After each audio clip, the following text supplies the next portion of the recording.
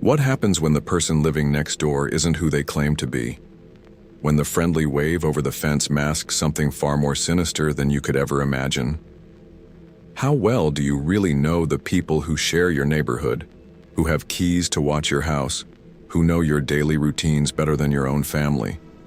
What if the American dream of suburban safety is actually a carefully constructed nightmare, and the greatest threat to your family isn't some distant stranger, but the person who brings in your mail when you're away?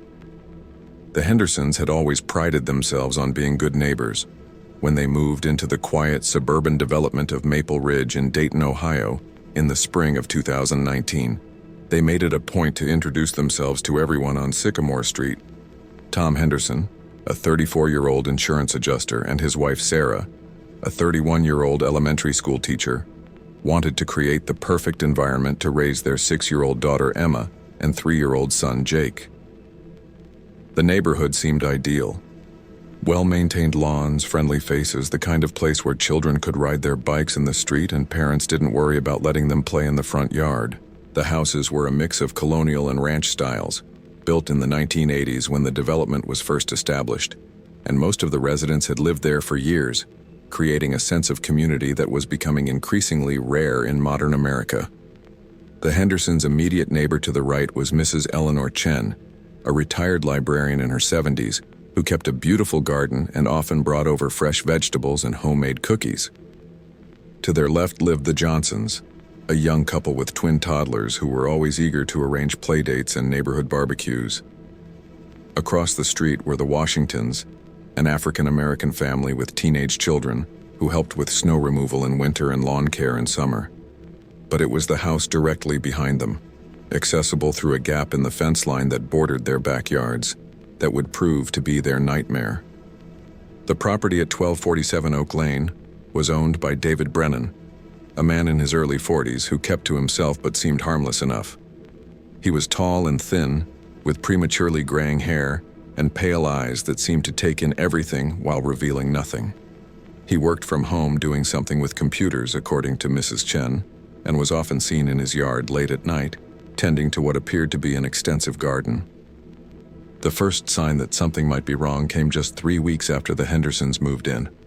Sarah noticed that items in their backyard had been moved. Not stolen, just repositioned.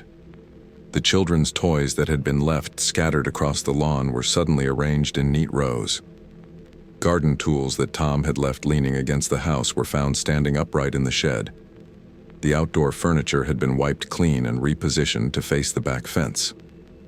When Sarah mentioned it to Tom, he initially dismissed her concerns as stress from the move. New houses often felt different, and it was easy to forget exactly where things had been placed. But the pattern continued and escalated. The family's outdoor security camera, which monitored the back door and patio area, began experiencing regular malfunctions. The footage would cut out for hours at a time, always during the night hours when the strange rearrangements seemed to occur. Tom contacted the security company, and technicians visited twice to examine the system. They found no mechanical problems with the equipment, no evidence of tampering, and no explanation for the regular interruptions in service. The camera worked perfectly during their tests and during daylight hours, but continued to malfunction mysteriously between midnight and dawn. It was Emma, their 6-year-old daughter, who first mentioned seeing the man in the garden watching their house. She described him as tall and skinny, with gray hair, and said he stood very still among the vegetables just looking at their windows. When Sarah asked Emma to show her where she'd seen the man, the child pointed toward the gap in the fence that led to David Brennan's property. Sarah decided to introduce herself to their backyard neighbor, thinking that a friendly conversation might clear up any misunderstandings and establish proper boundaries. She walked through the gap in the fence on a Saturday afternoon, bringing a plate of cookies as a neighborly gesture. The backyard of 1247 Oak Lane was unlike anything Sarah had expected. What appeared from a distance to be a vegetable garden was actually an intricate maze of raised beds, trellises, and carefully pruned plants that created a series of corridors and hidden alcoves. The garden was beautiful but somehow unsettling. Too perfect, too controlled, with not a single weed or dead leaf visible anywhere. David Brennan emerged from one of the garden's deeper recesses as Sarah approached the back door of his house. Up close, he was even more imposing than she'd realized, probably 6 feet 4 inches tall with an unnaturally rigid posture and movements that seemed too deliberate, as if he was consciously controlling every gesture. "Mrs. Henderson," he said before Sarah could introduce herself, "I've been expecting you." The fact that he knew her name wasn't necessarily surprising in a small neighborhood, but something about the way he said it made Sarah uncomfortable. His voice was soft and precise, with no trace of warmth or spontaneity. "I brought you some cookies," Sarah said, extending the plate. "We're your new neighbors, and I wanted to introduce myself." David accepted the cookies with a slight nod, but didn't invite her inside or offer any reciprocal pleasantries. Instead, he stood perfectly still, watching her with those pale eyes that seemed to catalog every detail of her appearance. "Your daughter has beautiful hair," he said suddenly, "golden, like corn silk, and your son has his father's jawline. Strong genetics in your family." The comments were specific and personal in a way that made Sarah's skin crawl. How closely had this man been watching her children to notice such detailed physical characteristics? "Well, thank you," Sarah replied, backing away slightly. "I should get back. It was nice meeting you." "The pleasure was mine," David said, his pale eyes never leaving her face. "I'm sure we'll be seeing much more of each other." Sarah hurried back through the fence gap, her heart racing for reasons she couldn't fully articulate. David Brennan hadn't said or done anything overtly threatening, but something about the encounter felt deeply wrong. His comments about her children's appearance, his knowledge of her name, and the way he'd seemed to be expecting her visit all suggested a level of surveillance that went far beyond normal neighborly awareness. That evening, Sarah shared her concerns with Tom, who agreed that their neighbor seemed a bit odd, but cautioned against jumping to conclusions. Antisocial behavior wasn't necessarily criminal behavior, and they didn't want to create problems with someone they'd have to live near for years to come. But the strange incidents continued to escalate. The family's mail began arriving in different order than it had been delivered, as if someone was examining each piece before placing it back in the mailbox. Packages left on the front porch were sometimes found moved to the back patio, despite no evidence that the delivery drivers had accessed the backyard. Most disturbing of all, Emma began having nightmares about the garden man coming into her room at night. She would wake up screaming, claiming that the tall, gray-haired man had been standing beside her bed, just watching her sleep. The nightmares occurred almost nightly, always between 2 and 3 a.m., and always featured the same terrifying image of David Brennan silently observing her. Tom installed additional locks on all the doors and windows, and he began checking the perimeter of the house each night before bed. But the security measures seemed ineffective against whatever was causing Emma's nightmares and the family's growing sense of being watched. The breakthrough came when Sarah decided to test a theory. She borrowed a more sophisticated security camera from her brother, one with night vision capability and motion detection that stored footage on a remote server rather than local storage that could be tampered with. She positioned the camera to monitor the backyard and the gap in the fence where David Brennan would have to pass if he was entering their property. The footage from the first night was devastating. At 1:47 a.m., David Brennan emerged from the gap in the fence and spent nearly an hour methodically exploring the Hendersons' backyard. He examined their outdoor furniture, looked through the windows of their house, and spent a particularly long time standing beneath Emma's bedroom window, staring up at the darkened glass. But most chilling of all was what the camera captured when David approached the back door of the house. He produced a key from his pocket and inserted it into the lock. The key worked. David Brennan had somehow obtained a copy of their house key and had been entering their home while they slept. The implications were terrifying. How long had he been coming inside? What had he been doing in their house? How had he gotten a copy of their key? And most importantly, what were his intentions toward their family?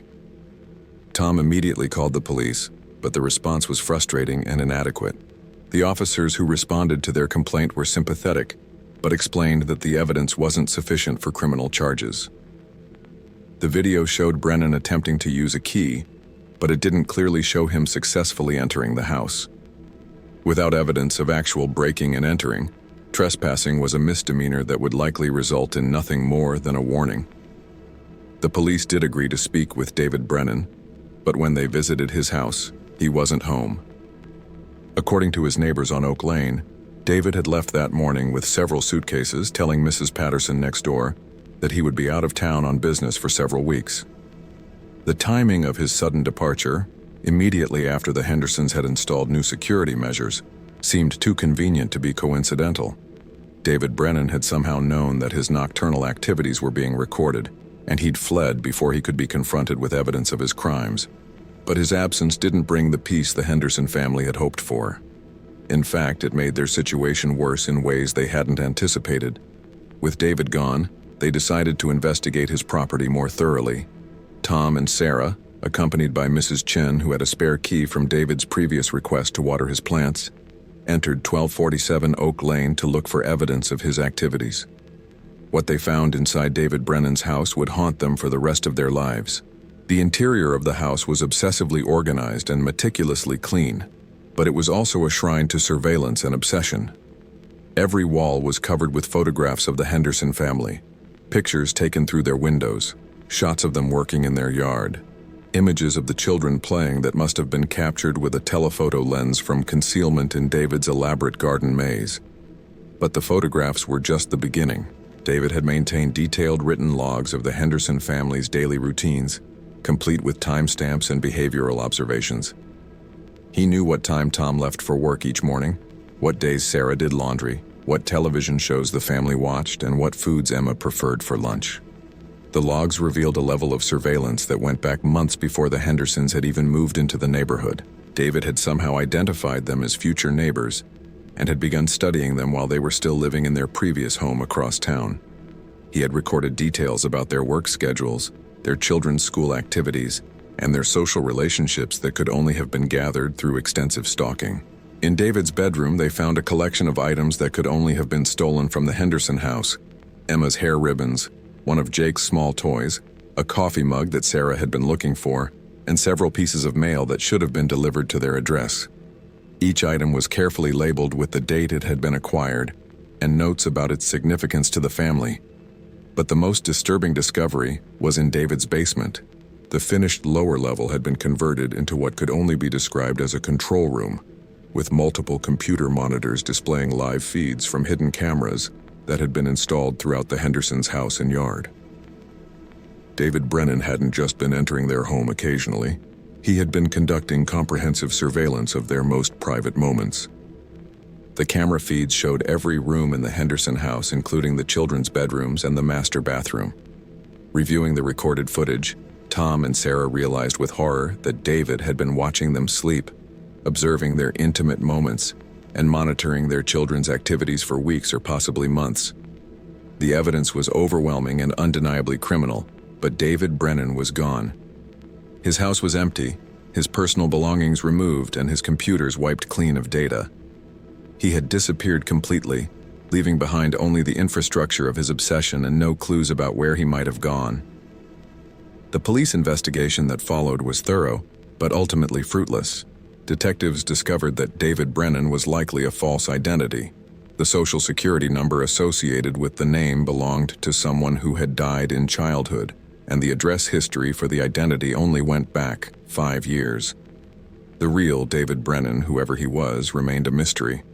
The house at 1247 Oak Lane had been purchased with cash using forged documents, and the utilities were paid from bank accounts that were funded by untraceable money transfers. He was either a professional criminal with extensive resources or someone with connections to organizations that specialized in creating false identities. The FBI was brought in due to the interstate implications of identity fraud and stalking, but their investigation revealed that the Henderson family wasn't David's first target. Similar cases had been reported in 3 other states over the previous decade. Families who had been subjected to extensive surveillance by neighbors who later disappeared when their activities were discovered. In each case, the pattern was identical.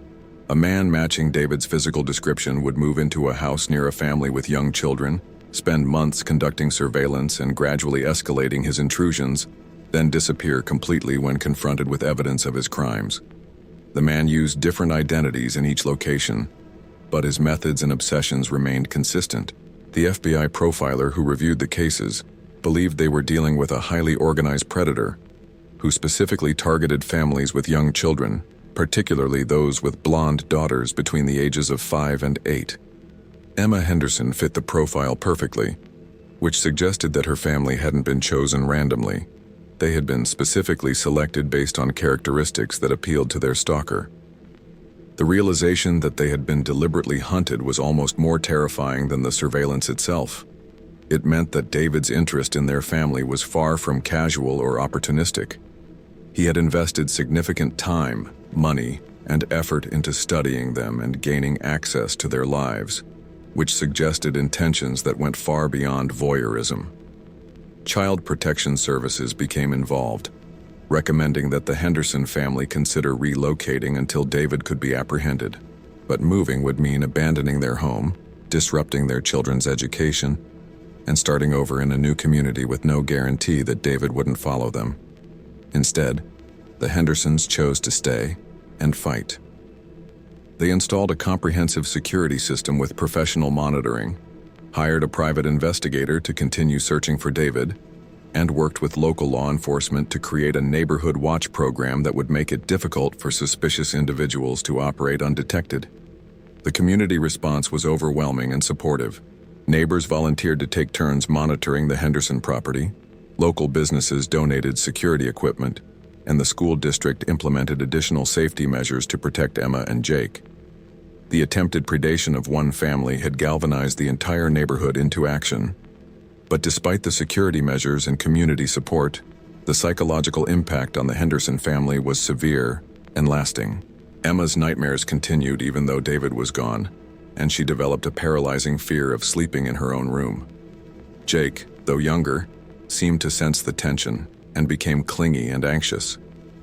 Sarah struggled with feelings of violation and vulnerability that affected her ability to feel safe in her own home. Tom's response was anger and determination. He researched similar cases obsessively, corresponded with other families who had been targeted by the same predator, and worked with law enforcement agencies to develop better protocols for investigating this type of crime. He became an advocate for stronger penalties for stalking and surveillance crimes, particularly those targeting families with children. The private investigator they hired made some progress in tracking David's movements.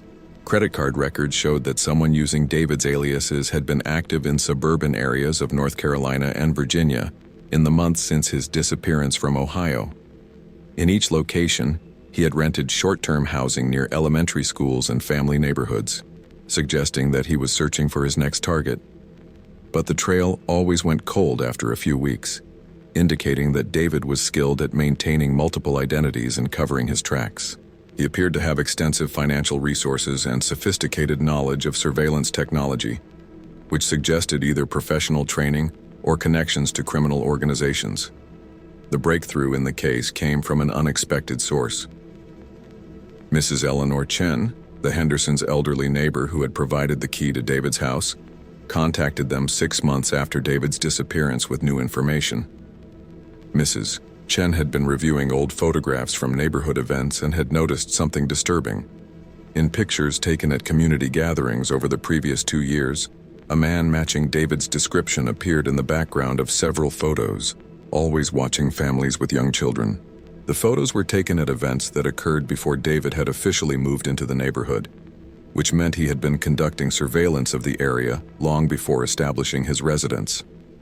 More importantly, Mrs. Chen recognized David from somewhere else.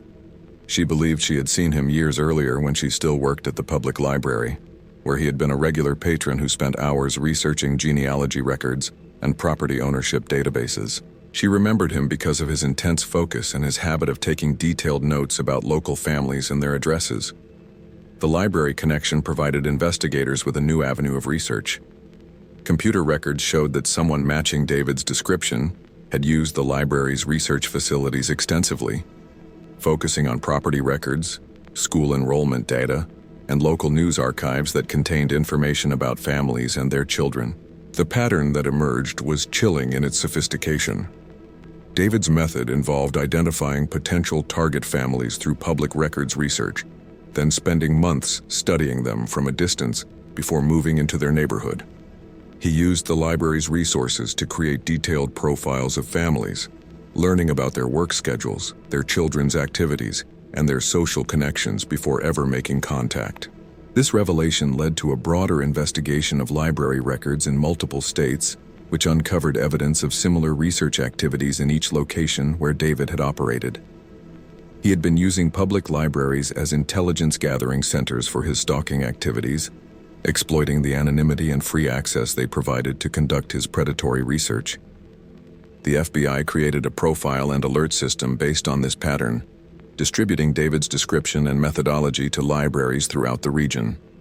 Librarians were trained to watch for patrons who exhibited suspicious research behaviors, particularly those focused on local families and children. The strategy proved effective sooner than anyone expected. Less than 2 months after the alert system was implemented, a librarian in Charleston, South Carolina, reported a patron who matched David's description and was conducting research identical to his previous patterns. Local law enforcement set up surveillance of the library and the surrounding neighborhoods where David had been focusing his research. The arrest came at 3:17 a.m. on a Tuesday morning when David was caught attempting to break into the home of the Martinez family, whose 8-year-old daughter Sophia matched his preferred victim profile. He was carrying surveillance equipment, lockpicking tools, and detailed notes about the family's routines that he had compiled over several weeks of observation. During the arrest, David was found to be carrying multiple forms of identification, significant amounts of cash, and electronic devices containing thousands of photographs of children and families from multiple states. The evidence linked him definitively to the Henderson case and several other similar crimes across the Southeast. The interrogation that followed revealed the full scope of David's criminal activities. His real name was David Allen Morrison, and he was a former military intelligence specialist who had been dishonorably discharged for inappropriate conduct involving civilian surveillance. He had used his military training in reconnaissance and technology to conduct his stalking activities, and he had been operating for over 15 years. Morrison's confession detailed a pattern of escalation that was far more disturbing than investigators had initially realized. The surveillance and break-ins were preparation for planned kidnappings that he had never carried out due to various interruptions and complications. The Henderson family had been just weeks away from an attempted abduction when David fled Ohio. The revelation that their children had been so close to being kidnapped was devastating for Tom and Sarah Henderson. The knowledge that months of surveillance and psychological torment had been building towards something even worse created a trauma that would require years of therapy and support to overcome. But Morrison's arrest also brought a sense of justice and closure that had seemed impossible during the months of uncertainty. The Henderson family was able to testify at his trial, describing the impact of his crimes on their lives and their children's development. Morrison was convicted on federal charges of stalking, breaking and entering, identity fraud, and conspiracy to commit kidnapping, resulting in a sentence of 35 years in federal prison. The trial also revealed that Morrison had been part of a larger network of individuals who shared information and resources for conducting surveillance and targeting families. Several other arrests followed as investigators traced Morrison's connections and communications, dismantling what appeared to be an organized predatory network that had operated across multiple states. The Henderson case became a catalyst for legislative changes regarding stalking and surveillance crimes. Tom Henderson testified before state and federal committees, advocating for stronger penalties and better resources for victims. The family's experience led to new laws requiring disclosure of surveillance equipment sales and stricter background checks for individuals purchasing certain types of technology.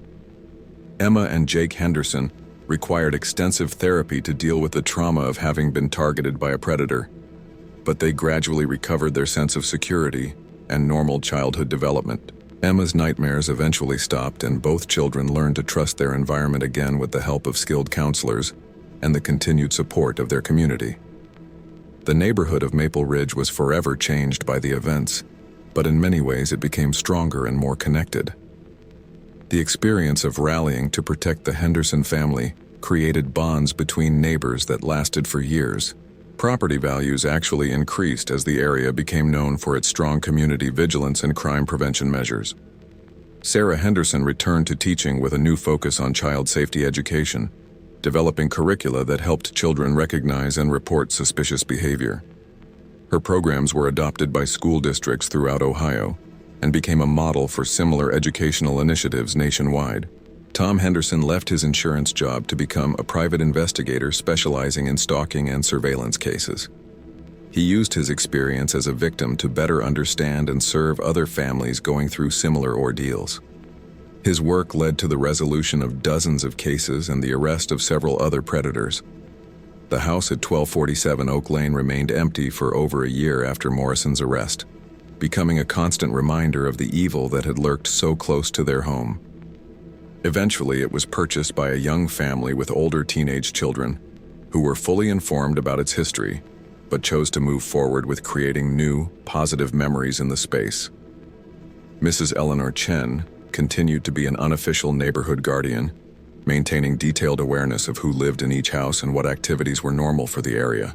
Her experience with the Henderson case had taught her that vigilance was the price of safety, and she took that responsibility seriously for the remainder of her life.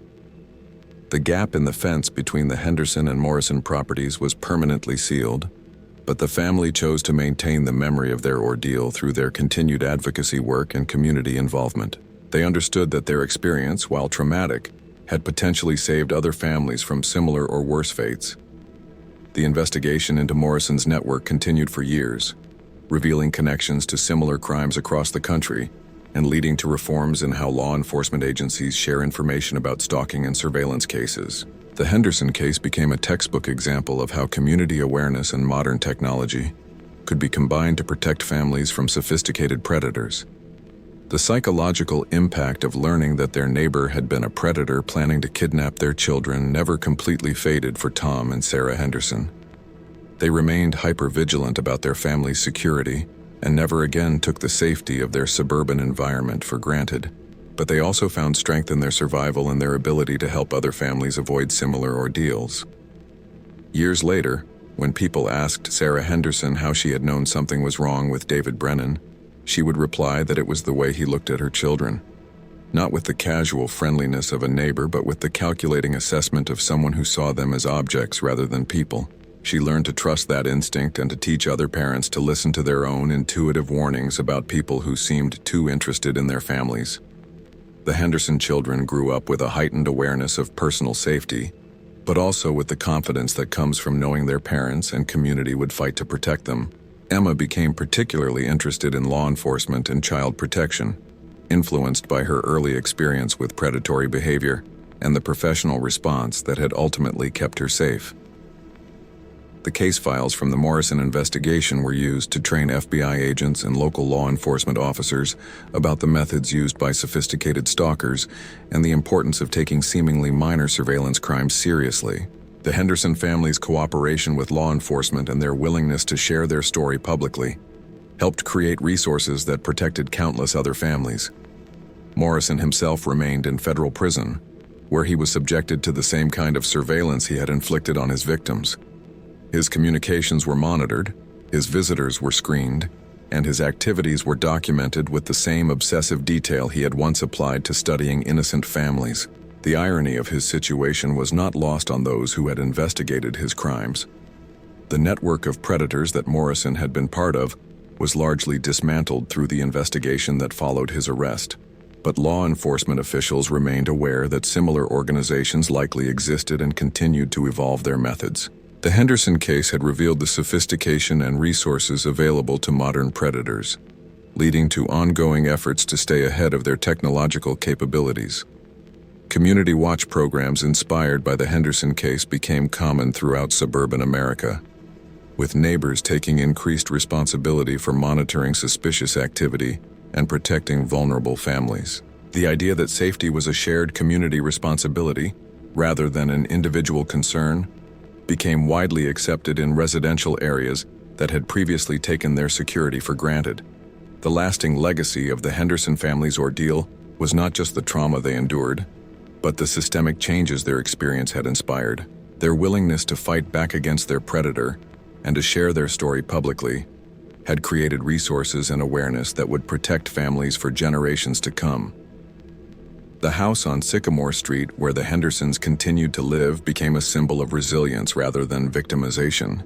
They had chosen to stay and reclaim their space rather than flee from their trauma, demonstrating that evil neighbors could be defeated and that communities could become stronger through shared vigilance and mutual support. The children's laughter that now filled the Henderson backyard served as proof that innocence could be preserved and joy could be restored even after encounters with true evil. The family had not just survived their nightmare neighbor, they had transformed their experience into a force for protecting other families and building stronger, safer communities. The question of how well we really know our neighbors had been answered in the most frightening way possible for the Henderson family, but their response had shown that suburban America didn't have to accept predatory behavior as an inevitable risk. Through awareness, action, and community cooperation, even the most sophisticated stalkers could be caught and stopped before they achieved their horrific goals. The seemingly perfect neighborhood of Maple Ridge had hidden a monster, but it had also revealed the capacity of ordinary people to recognize evil, fight back against it, and create systems that would protect future generations. The Henderson family's nightmare had become a catalyst for making suburban America genuinely safer for children and families everywhere. Have you ever noticed a neighbor who seemed to know too much about your family's routines? Has someone new moved into your neighborhood whose interest in local children seemed a little too intense? If this account of suburban predation has opened your eyes to the signs of stalking behavior that could be hiding behind friendly facades, subscribe to our channel for more investigations into the real dangers that lurk in seemingly safe communities. Share your own experiences or suspicions in the comments below. Your awareness could be the key to protecting another family from becoming the next target.